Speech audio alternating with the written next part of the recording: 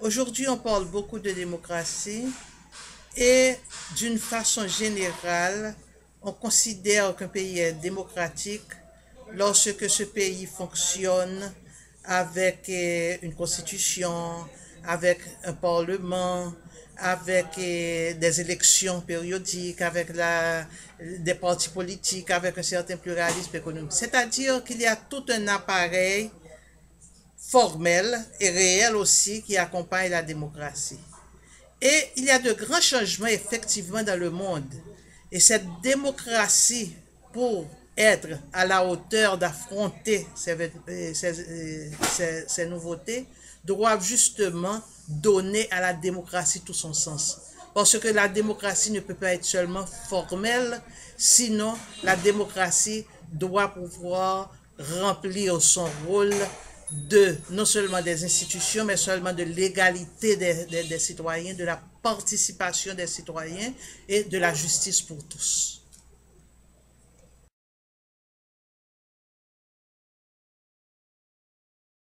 Donc, depuis la Grèce antique, nous avons justement cette recherche de démocratie pour les peuples. Et avec l'évolution du monde, eh bien, il y a eu à diverses étapes de l'humanité cette implantation démocratique. Et aujourd'hui, il y a des pays où il y a eu des démocraties déjà de très longue date et il y a d'autres pays qui à peine sont en train d'accéder à la démocratie. Mais cependant, et c'est là qu'il faut éviter de prendre la démocratie comme, disons, un appareillage seulement, comme, comme seulement une formalité. Parce qu'en définitive, la démocratie va non seulement avec certaines caractéristiques, mais va aussi être accompagnée de toute une conception de la société. Et quelle que soit cette société, il y a des éléments d'égalité, des éléments de justice, des éléments de développement, des éléments de bien-être, des éléments, disons, de droits civils et humains qui accompagnent justement les peuples et qui sont réclamés. Donc, par conséquent, la démocratie peut avoir une plus vieille tradition dans certaines sociétés, une tradition moindre dans d'autres, mais en essence, quelles que soient, disons, les racines culturelles, quelles que soient les racines de développement d'un peuple, cette nécessité de justice, cette nécessité d'égalité, on la retrouve partout.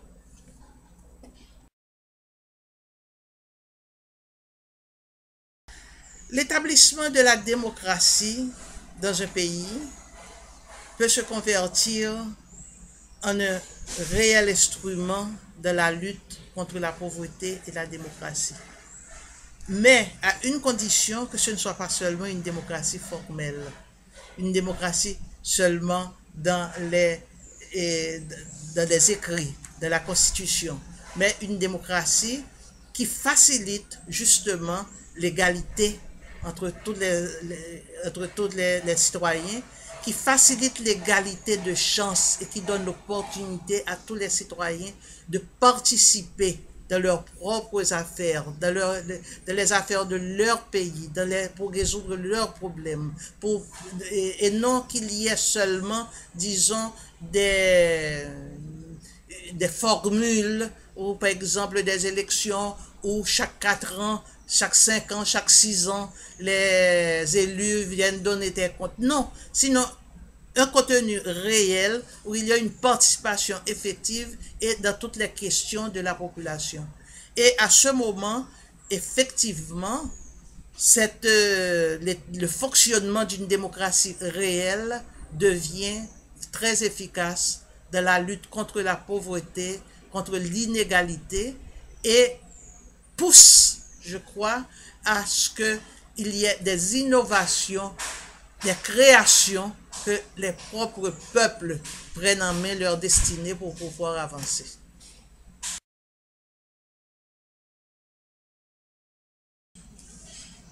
Le tremblement de terre en Haïti a été terrible, terrible, parce que c'est très facile de dire 300 000 morts en quelques secondes, 33 secondes.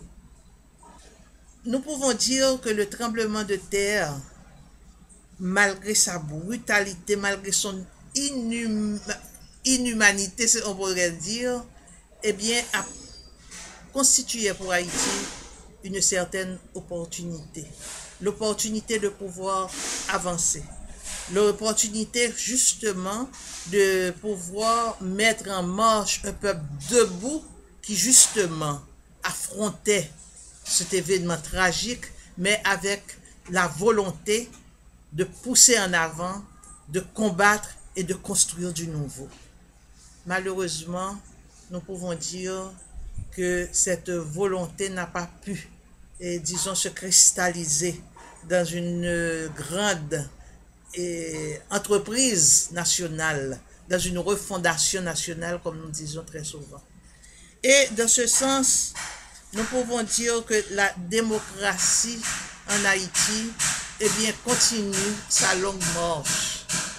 Et le tremblement de terre, avec ses séquelles, a rendu encore plus difficile cette marche parce que en introduisant de nouveaux éléments qui ont enfoncé, qui ont souligné davantage certains aspects de notre réalité et qui ont rendu plus difficile encore la lutte, cette longue lutte que mène le peuple haïtien pour le combat et pour la démocratie.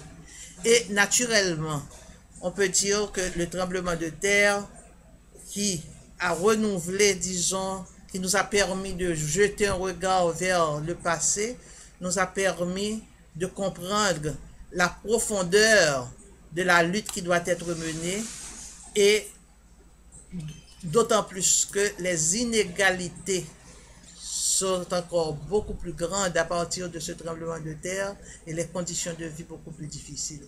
Or, justement, ce dont le peuple aspire à une vraie démocratie, une démocratie réelle qui puisse donner l'opportunité à tout le monde, qui puisse exercer la justice avec des institutions qui donnent à chacun leur opportunité, leur droit à la pleine égalité et aussi, disons, à l'établissement de véritables pays pour tous les citoyens.